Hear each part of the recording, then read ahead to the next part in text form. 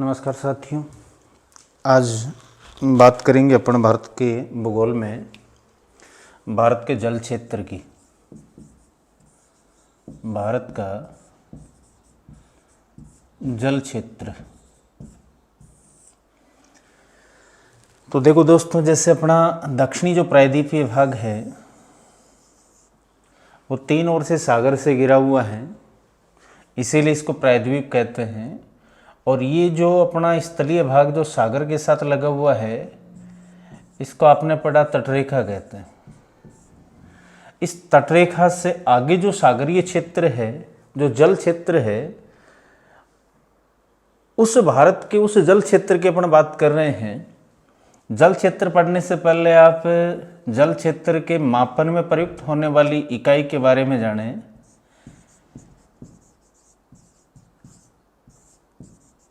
उस समुद्री मील में दूरी मापी जाती है और एक समुद्री मील का मतलब होता है 1852 मीटर। तो जो अपनी ये भारत का जल क्षेत्र है, इसे अपन तीन मुख्य भागों में बांटते हैं। एक तो जो तट के निकट है और तट से 12 समुद्री मील तक है।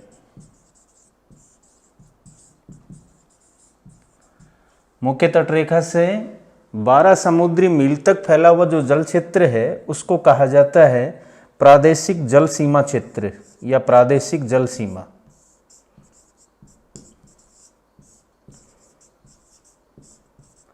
ये क्षेत्र तो कहलाएगा प्रादेशिक जल सीमा।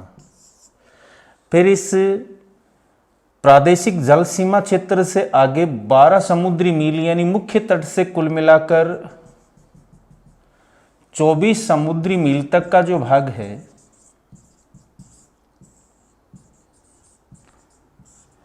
इसे कहते हैं संलग्न क्षेत्र।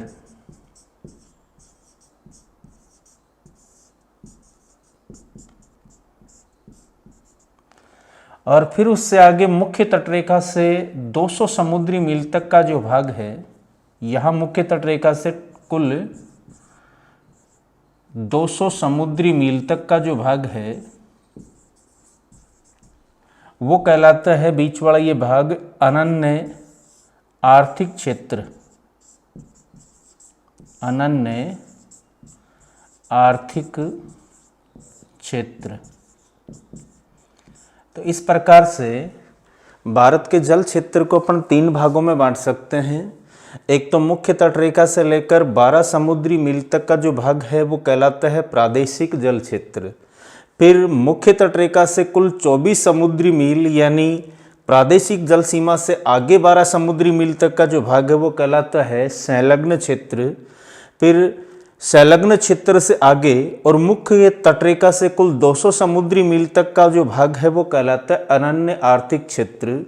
अब भारत के इन जल क्षेत्रों में भारत को प्राप्त अधिकारों की बात करें, जैसे पहला प्रादेशिक जल सीमा क्षेत्र है।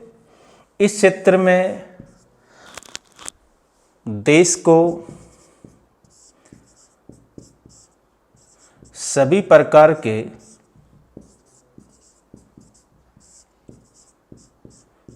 खनिज संसाधनों,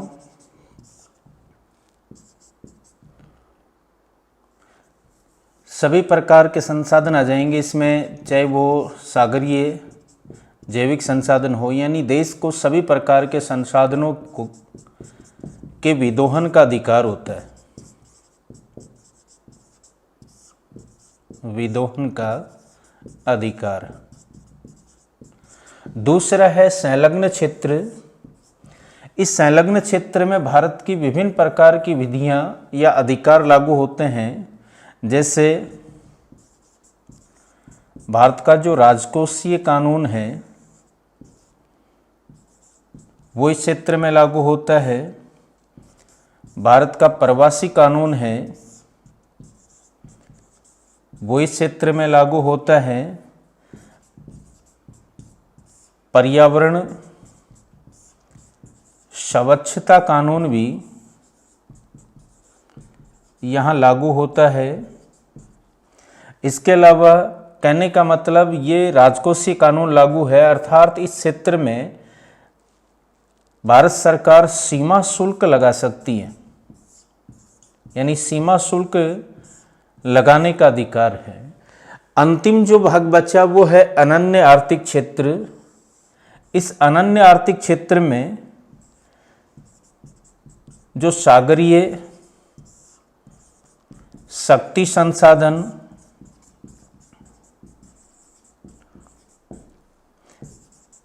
व जीव हैं, उन जीवों के सर्वेक्षण,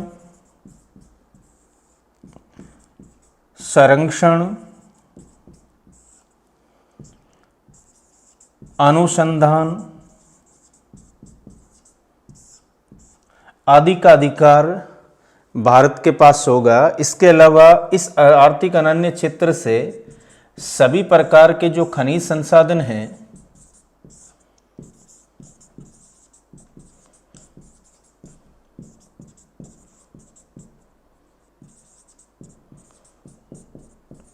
उनका विदोहन किया जा सकता है। दोबारा देखें पूरा। पहले तो आप एक समुद्री मील और मीटर में संबंध देखें। एक समुद्री मील का मतलब होता है 1852 मीटर। फिर बात की जाती कि भारत के जल क्षेत्र को कितने भागों में बांटा जा सकता है। जवाब होगा 3 भागों में बांटा जा सकता है। पहला है आपका प्रादेशिक जल सीमा क्षेत्र। यहाँ इसके विस्तार को याद रखना है। मुख्य तटरेखा जो है आपकी, उस मुख्य तटरेखा से 12 समुद्री मील तक का जो भाग है वो प्रादेशिक जल क्षेत्र कहलाता है, प्रादेशिक जल सीमा क्षेत्र कहलाता है। और यहाँ देश को सभी प्रकार के संसाधनों के विदोहन का अधिकार होता है। दूसरा, प्रादेशिक जल सीमा से आगे मुख्य तटरेखा से कुल 24 समुद्री मील तक का जो भाग है वो कहलाता है संलग्न क्षेत्र। और इस संलग्न क्षेत्र में भारत की जो विधियां लागू होती हैं, जिनको जो भारतीय कानून यहाँ लागू होते हैं, उनमें है राजकोषीय कानून, प्रवासी कानून, पर्यावरण स्वच्छता कानून। अर्थात इस क्षेत्र में भारत सरकार सीमा शुल्क वसूल कर सकता है। अंतिम जो भाग है जल क्षेत्र, वो संलग्न क्षेत्र से आगे मुख्य तटरेखा से कुल 200 समुद्री मील तक का भाग है और उसे अनन्य आर्थिक क्षेत्र कहा जाता है। इस अनन्य आर्थिक क्षेत्र में देश को समस्त सागरीय शक्ति संसाधनों व जीवों के सर्वेक्षण, संरक्षण, विदोहन व अनुसंधान का अधिकार होता है। साथ ही क्षेत्र के सभी प्रकार के खनिज संसाधनों के विदोहन का अधिकार होता है। ये था भारत का जल क्षेत्र। अब इससे आगे अपन बात करें भारत के सागरीय पड़ोसी देशों की। जिस प्रकार भारत की स्थलीय सीमा है वो 7 देशों से लगती है, उसी प्रकार भारत के प्रमुख जल क्षेत्र से सीमा बनाने वाले यानी सागरीय पड़ोसी देश कौन कौन से हैं, उनकी चर्चा करें।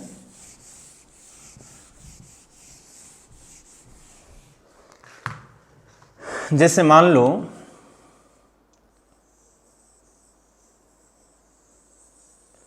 ये भारत का वो भाग है जो तटरेखा का निर्माण कर रहा है, प्रायद्वीपीय भाग। भारत के इस प्रायद्वीपीय भाग के पश्चिम में अरब सागर अवस्थित है और पूरब में है आपकी बंगाल की खाड़ी।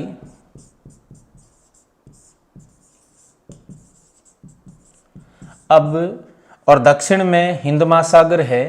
अब इस भारत के इस सागरीय क्षेत्र से जो पड़ोसी देश हैं उनमें सबसे पहले यहाँ पर पहला अपना सागरीय पड़ोसी देश है पाकिस्तान। यहाँ ध्यान रखने वाली बात यह है कि पाकिस्तान भारत का स्थलीय पड़ोसी भी है और भारत का सागरीय पड़ोसी भी है। दूसरा जो पड़ोसी है सागरीय पड़ोसी अरब सागर की ओर से, वो है मालदीव। अब यहाँ पर इन पड़ोसी देशों के बीच जल क्षेत्र को विभाजित करने वाले प्रमुख चैनल आदि की बात भी करें तो देखिए, अपना जो ये अरब सागर है, इस अरब सागर में स्थित भारत का प्रमुख जो द्वीप समूह है उसका नामकरण किया गया है लक्षद्वीप समूह है। और इस लक्षद्वीप समूह का सबसे दक्षिणी जो द्वीप है वो है मिनिकॉय।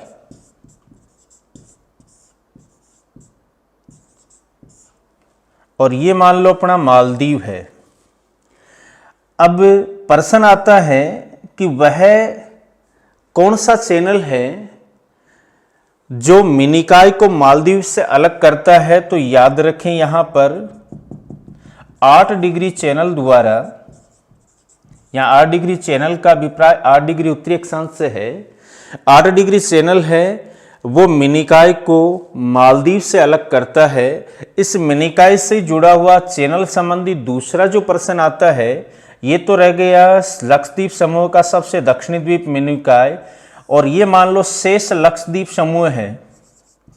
कई बार प्रश्न आ जाता है कि मिनिकॉय किस चैनल के द्वारा शेष लक्षद्वीप समूह से अलग होता है। तो जवाब होगा 9 डिग्री चैनल द्वारा।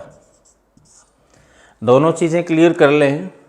8 डिग्री चैनल तो किसको किससे अलग करता है, मिनिकॉय को मालदीव से, और 9 डिग्री चैनल है ये मिनिकॉय को शेष लक्षद्वीप समूह से अलग करता है।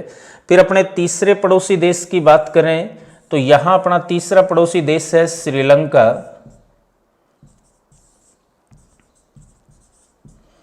अब कई बार प्रश्न आ जाता है कि श्रीलंका और भारत के मध्य स्थित प्रमुख भौगोलिक संरचनाएं कौन सी हैं। तो एक तो दोनों के बीच में है पाक की खाड़ी, एक है मन्नार की खाड़ी, एक यहां पर है मान लो पंबन द्वीप जो रामेश्वरम का भाग है। इसके अलावा भारत और श्रीलंका के बीच स्थित है आदम पुल, जिसे आप एडम्स ब्रिज भी कह सकते हैं।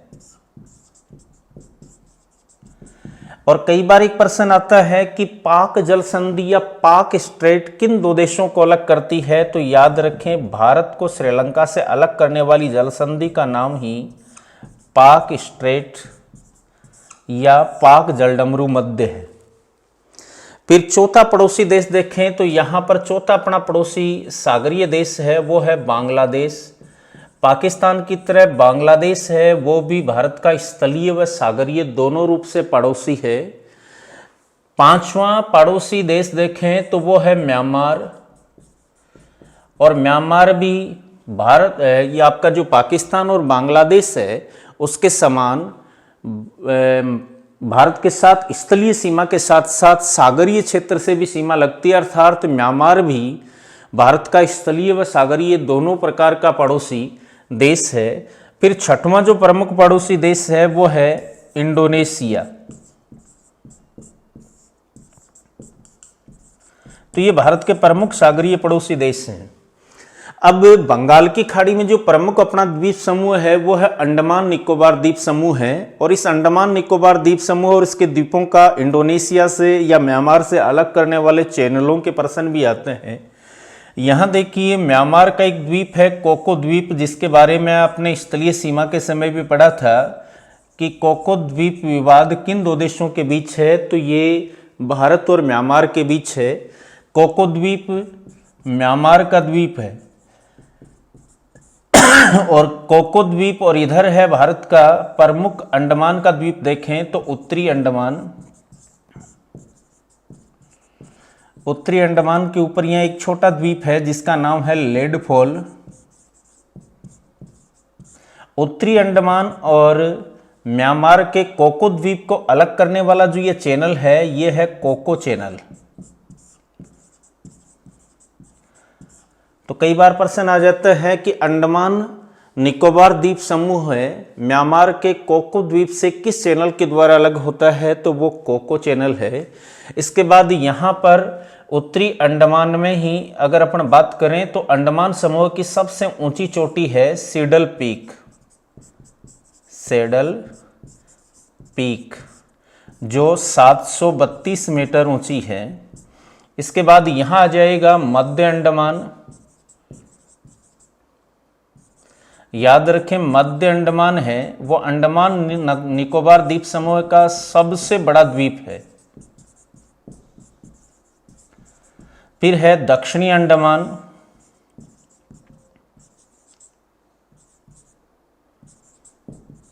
और दक्षिणी अंडमान में ही स्थित है अंडमान निकोबार द्वीप समूह की राजधानी पोर्ट ब्लेयर,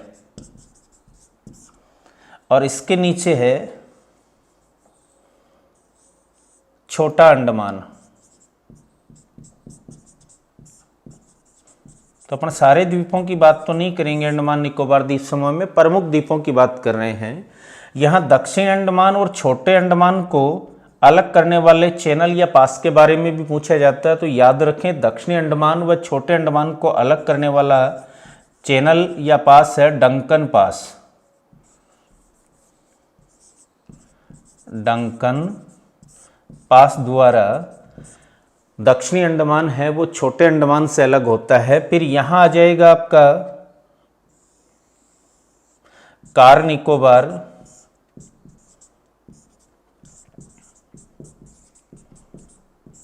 उसके दक्षिण में है छोटा निकोबार,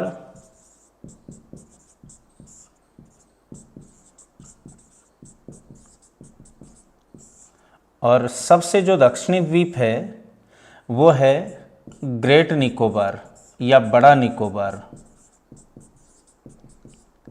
और इधर इंडोनेशिया की अगर अपन बात करें तो इंडोनेशिया का इधर द्वीप है सुमात्रा। ये सुमात्रा द्वीप है जो इंडोनेशिया का भाग है।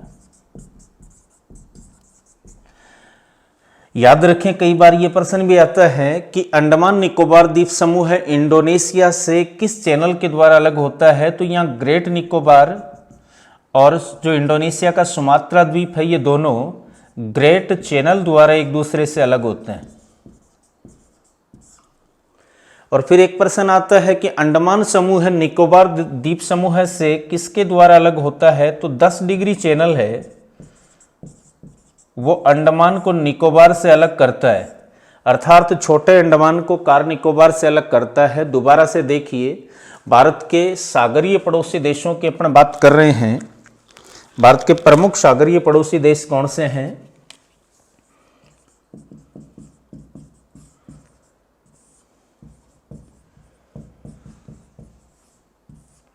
तो भारत के प्रमुख सागरीय पड़ोसी देश आपके सामने हैं ये 6।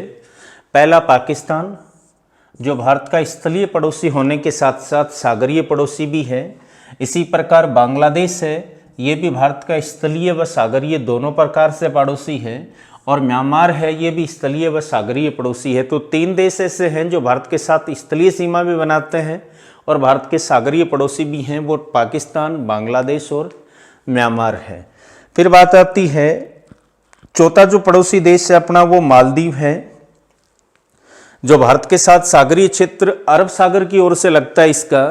और यह 8 डिग्री चैनल द्वारा भारत के मिनिकॉय द्वीप से अलग होता है। और यहाँ पर आपने बात की थी कि मिनिकॉय द्वीप है वो शेष लक्षद्वीप समूह जो है उससे किस चैनल के द्वारा अलग होता है। तो वो जवाब होगा 8 डिग्री चैनल। पहले इन चैनल्स की बात कर ले।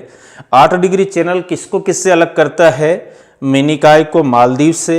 9 डिग्री चैनल किसको किससे अलग करता है, मिनिकॉय को शेष लक्षद्वीप समूह से।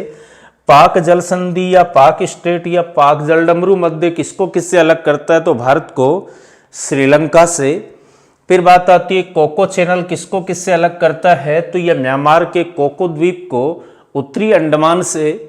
फिर बात आती है डंकन पास किसको किससे अलग करता है, तो याद रखें डंकन पास दक्षिणी अंडमान व छोटे अंडमान के बीच है। फिर 10 डिग्री चैनल की बात की जाए तो ये अंडमान को निकोबार से अलग करता है, या तो यूं बोल सकते हैं या कह सकते हैं छोटे अंडमान को कार निकोबार से अलग करता है।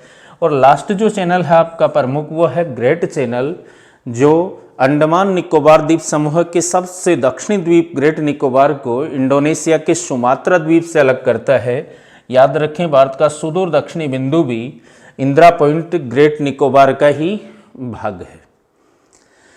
ये है आपके सागरीय पड़ोसी देश। इसके साथ ही भारत का सामान्य परिचय जो आपका था वो कंप्लीट है। अब इससे अगला टॉपिक अपन शुरू करेंगे, भारत के भौतिक प्रदेशों की बात करेंगे। धन्यवाद।